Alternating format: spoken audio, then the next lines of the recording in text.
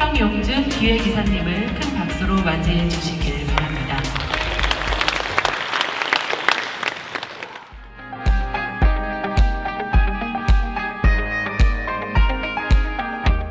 영상 틀어주시겠습니까? 페이스북은 지난 미국 대선에서 트럼프 선거운동 캠프와 연계됐던 데이터 회사 케임브리지 애널리티카를 통해 5천만 명 이상의 이용자 정보를 유출했다는 사실이 폭로된 이후 지난 2주 동안 시가총액이 1,000억 달러, 약 110조 원이 증발하는 등 큰 역풍을 맞고 있습니다. 웹툰을 불법으로 유통시킨 인터넷 사이트의 운영자가 구속됐습니다. 정정당당하지 못하게 벌어들인 돈이 무려 9억 원이 넘습니다. 방탄소년단이 미국 음악 시장에서 성공을 거둔 가장 큰 비결은 소셜미디어를 통한 아미라 불리는 강력한 팬덤에 있습니다. SNS와 유튜브를 통해 해외 팬들과의 심리적 거리를 좁혔습니다. 방탄소년단의 성공의 으뜸 요인은 방시혁 사장이 대표가 얘기하는 것처럼 SNS예요. 전 세계의 대중과 소통을 갖다 이뤄냈다는 거죠. 친근함이라는 이 대중문화에서 가장 중요한 키워드거든요. 지금 SNS 위력과 폐해를 동시에 보셨는데요. 이러한 SNS의 폐해들을 해결할 수 있는 이제 뎁들을 맞이할 수 있는 그런 블록체인 쪽의 OS를 알 수 있는 메인넷을 이제 맡고 있는 시그마 체인의 기획이사의 홍용준이라 합니다. 저희 퓨처피아는 일종의 SNS 메인넷이라 할 수 있는데요. 저희가 굳이 이제 SNS 분야를 택한 이유를 좀 말씀드려 볼까 합니다.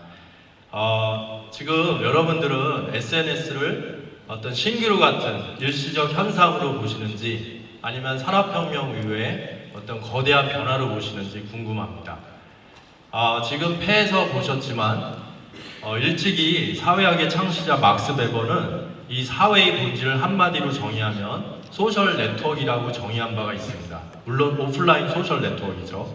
그러니까 저희가 태어나서 부모님과 일촌을 맺고 또 부모님의 일촌들이 이제 애기한테는 이촌이지만 커가면서 또 일촌이 되고 또 학교 생활, 사회생활을 하면서 맺어진 일촌, 또 일촌의 일촌인 이촌, 더 나아가서 삼촌, 그 관계망 속에서 많은 일들, 뭐 이성도 만나고 뭐 학업도 하게 되고 일도 도움을 받게 되고 그렇게 살아가기 때문에 이 사회가 사실은 지탱된다는 얘기입니다.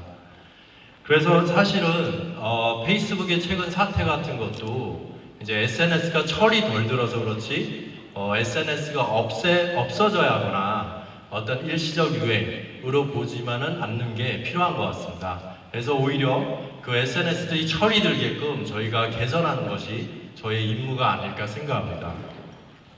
SNS 파워는 이미 저희가 잘 알고 있다시피 뭐 강남스타일, 옛날에는 진짜 상상도 못했던 것 같아요. 저희가 미국 본토를 이렇게 K-팝, 저희 어릴 때만 해도 팝송만 듣고 자랐는데 언제부턴가 이렇게 한국의 가수들이 미국에서 엄청난 환영을 받고 있고 또 최근에는 방탄소년이 이제 싸이의 길을 넘어서 미국 본토를 더 깊숙이 침투하고 있다 하죠.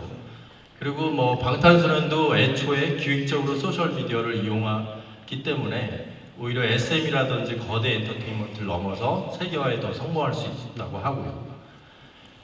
그리고 여러분 혹시 이거 아세요? 동영상이 가장 많이 업로드된 사이트가 어디 같나요?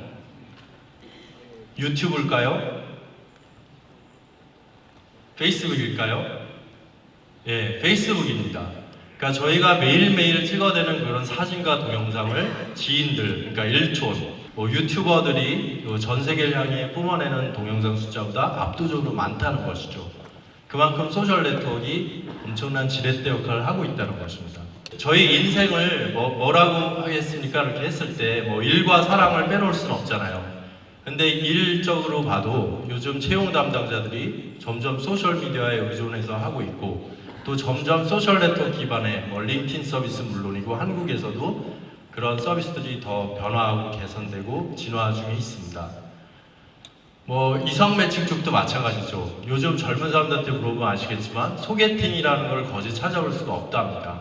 오히려 소셜 데이팅을 앱을 사용하면 했지. 그리고 실제로 저희 때와는 다르게 소셜 데이팅 앱들이 엄청난 수익을 내는 일들이 많이 벌어지고 있습니다. 그리고 심지어는 이제 카카오톡 같이 업무용 메신저들이 전 세계적으로 굉장히 커지고 있고 점점 이메일마저 사용이 안 되고 있을 정도입니다. 이 데이터는 저희가 잘 아는 S자 성장 곡선이지만 요즘 굉장히 해외에서 많이 회자되고 있는 그림입니다. 왜냐하면 페이스북의 현재 사태를 어떤 필연성으로 설명하는 좋은 자료이기 때문이죠. 여기를 보시면 이제 급성장을 하다가도 어떤 성장 변곡점을 넘어서 정점에 이르게 되면 어떤 현상들이 발생하냐면 그 네트워크에 참여했던 관계들이 포지티브 썸에서 제로 썸으로 변질이 된다는 것입니다. 그렇게 되면은 가장 손쉽게 돈을 벌 수 있는 방법은 개인 데이터를 착복하거나 추출하는 것인데요.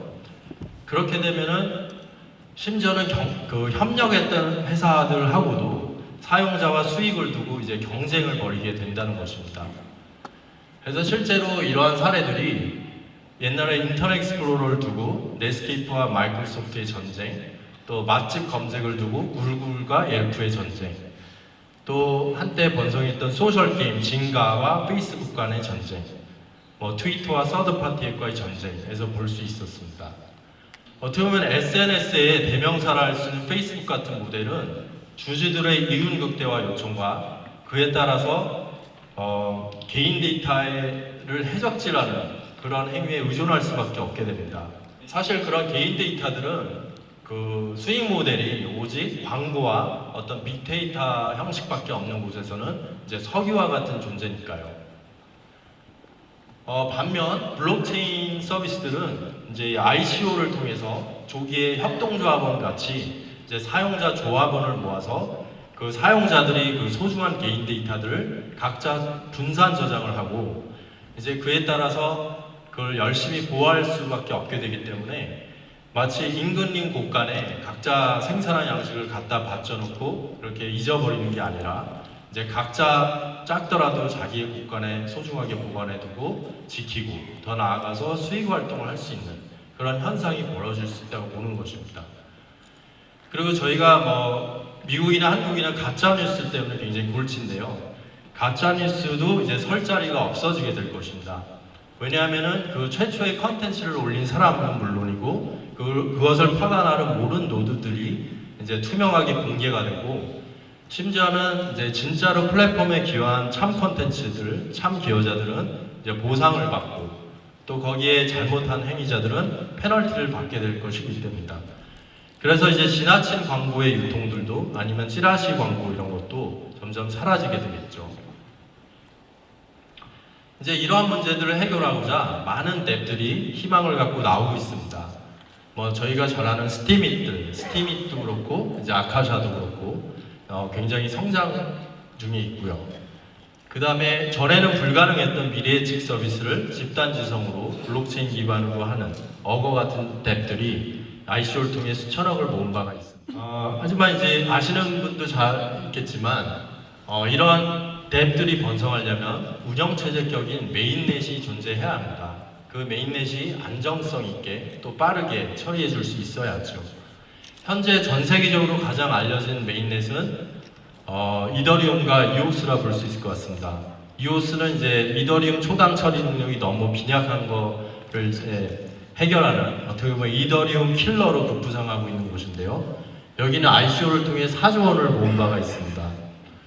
근데 이더리움은 아까 말씀드린 아카샤 같은 서비스가 이더리움에 의존하고 있는데 이제 써보시면 알겠지만 피부로 체감할 정도로 너무 서비스 속도가 느립니다. 페이지 로딩이 한참 기다릴 정도니까요. 그리고 또 이더리움을 기반으로 인기를 끌었던 크립토키티라는 서비스도 그 하나 때문에 이더리움 전체 망이 거진 마비된 적도 있습니다. 그래서 이제 이오스가 초당 처리 능력을 10만 건이라고 내세우면서 급부상을 했는데요. 현재 이오스도 문제가 있는 것이 이제 초기 뎁사들이 20-30억 원어치의 코인을 사고 네트워크 비용을 미리 선불로 내고 들어와야 되는 부담이 있고요. 두 번째로는 증인 네트워크 21개 BP가 노출되어 있기 때문에 증인 네트워크 공격에 취약하다는 것입니다. 그리고 또 마지막으로 그 투표율이 20% 정도밖에 안 나와서 투표율이 저조하기 때문에 BP 선발이 굉장히 투명하고 정당하게 일어나지 않을 수 있다는 것입니다. 이러한 점들은 이제 이더리움 진영에서 공격하는 그런 점들인데요.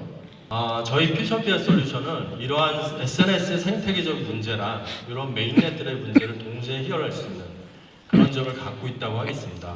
그래서 잠시 소개를 드릴까 합니다. 퓨처피아는 앱스토어 그리고 퓨처피아 API, 퓨처피아 DD포스 메인넷으로 이루어져 있는데요. 메인넷은 어떻게 보면 iOS, 안드로이드 같은 역할을 한다고 볼 수 있고요. 이제 앱스토어는 구글 플레이 앱스토어 같은 역할을 한다고 볼 수 있겠죠. 그리고 퓨처피아 API는 이제 앱사들이 저기에 편리하게 안착될 수 있도록 각종 API를 지원합니다. 그래서 퓨처피아 메인넷 특장점을 잠시 보겠습니다. 비트코인 같은 경우는 초당 처리 능력이 5TPS, 이더리움은 15TPS, 20TPS로 소개되고요. EOS는 이제 10만 TPS로 공언을 했지만 실제 서비스를 해봤을 땐 3, 4천 정도 나왔다고 합니다. 물론 퓨처피아가 연말에 이제 정식 런치를 할 것이지만 현재 테스트를 해봤을 때는 환경이 물론 좋은 건 있지만 30만 TPS가 나왔습니다. 그리고 최근에 전 세계 45개국에서 인정하는 한국의 국제 공인 인증 기구인데요. 콜라스라고요. 콜라스에서 이제 자기네 환경하에서 30만 TPS를 확인해 주었습니다. 그래서 최근에 은행연합권에서 블록체인을 도입해서 테스트를 했을 때 자꾸 다운된다라든지 어떤 거래 건수가 잘 확인이 안 되는 경우도 있다고 했는데 그러한 원인 중에 하나도 TPS 문제로 보고 있습니다. 그리고 퓨처피아는 특별하게 앱 중에서도 SNS 앱을 겨냥하고 있기 때문에 그 각자의 앱을 독립적으로 맞이하는 형식이 아니라 SNS 앱들만 유치할 것이기 때문에 SNS 앱들 간의 네트워크 연동성을 보장하는 체계를 조기에 구축하려 합니다. 그래서 사용자의 편리성이나 앱사들의 네트워크 이펙트의 조기 달성을 지원하고자 합니다. 퓨처피아 DD포스를 잠깐 소개해드리면 이거는 스티밋이 써서 유명한 그래핀 엔진을 쓰는 그리고 EOS가 쓰고 있는 디포스를 기반으로 하고 있습니다. 다만 좀 더 개선된 점은 21개의 BP를 17개의 마스터 노드와 4개의 랜덤 노드로 나눠놔서 이제 보안성을 높였다는 점인데요.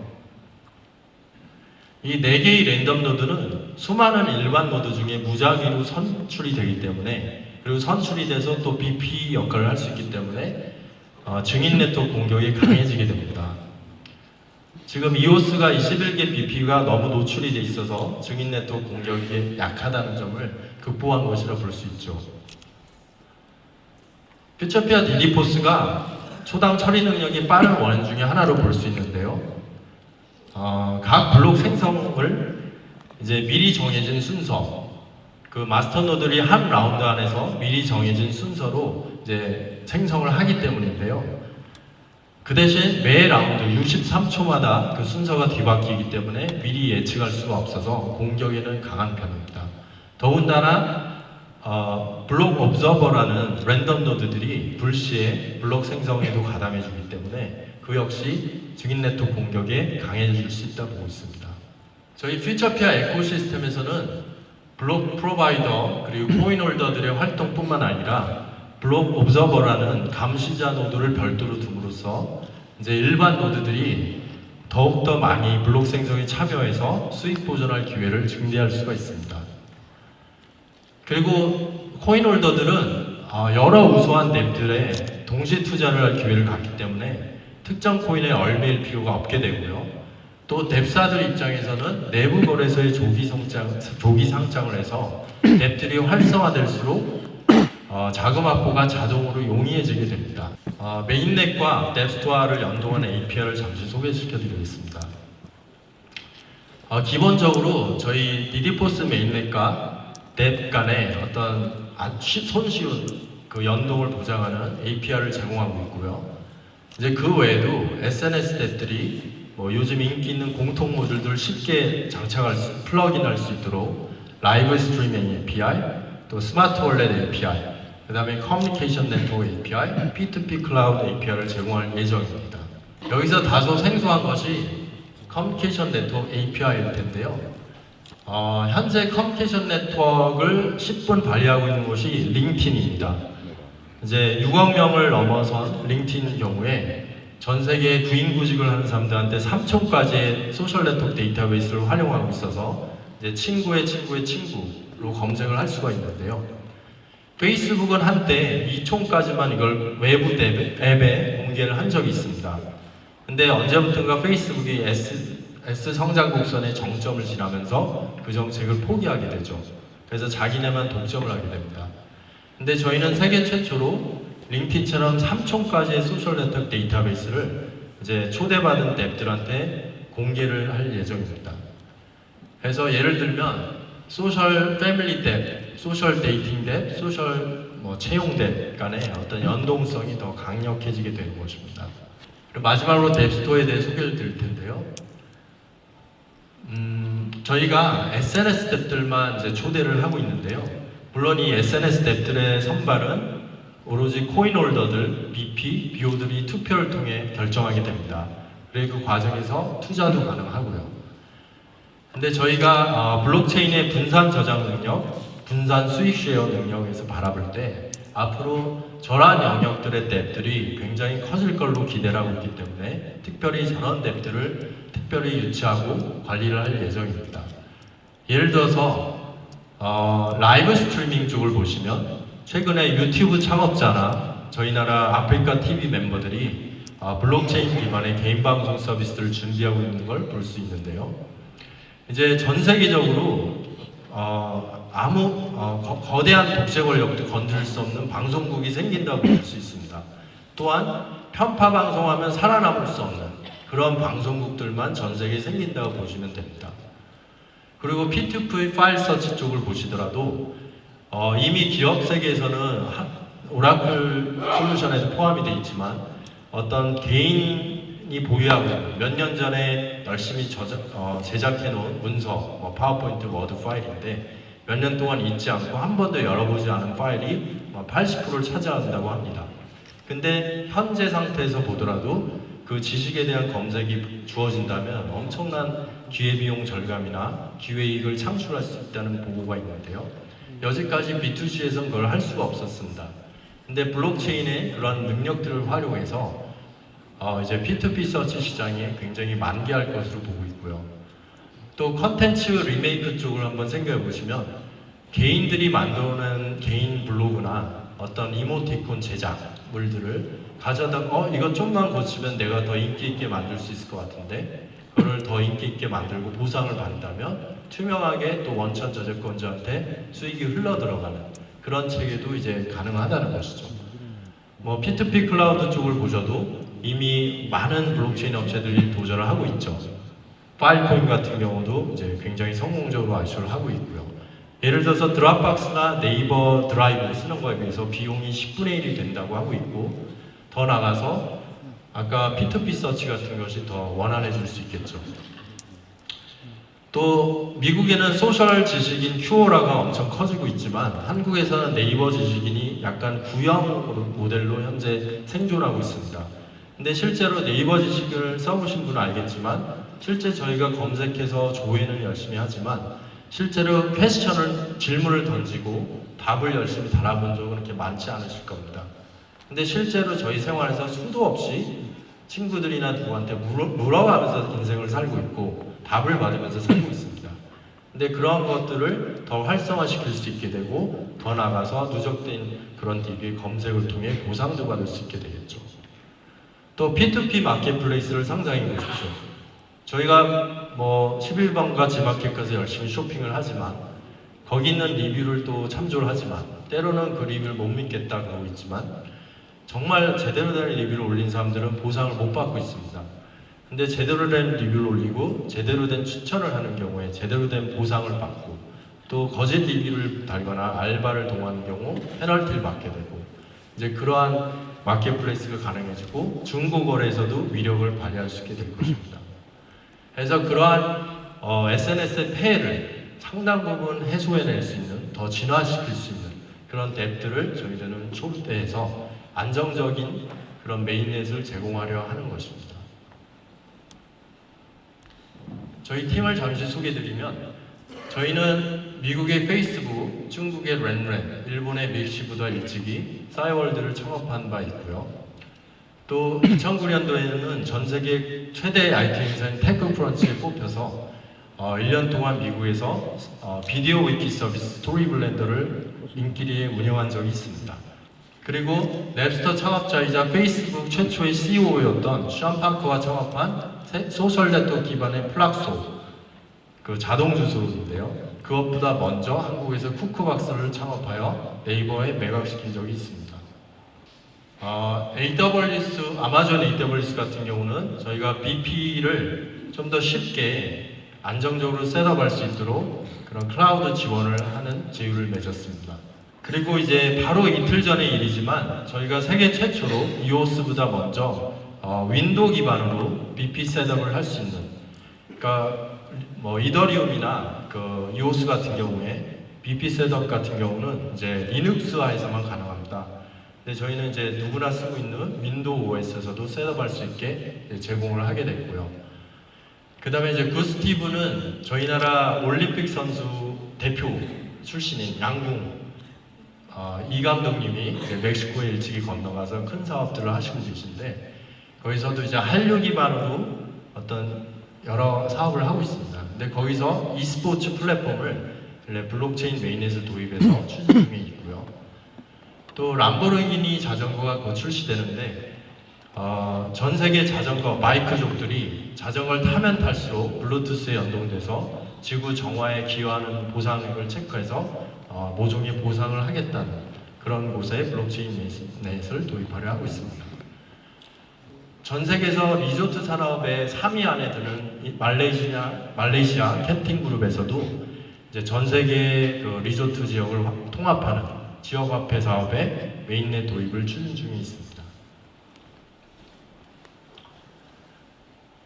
저희들은 어떻게 보면 개인 데이터 경제 민주주의를 이제 달성하려는 많은 SNS 앱들을 이제 초대해서 함께 성장하려는 그러한 메인넷을 제공하고자 합니다. 많은 지원과 응원 바랍니다. 감사합니다.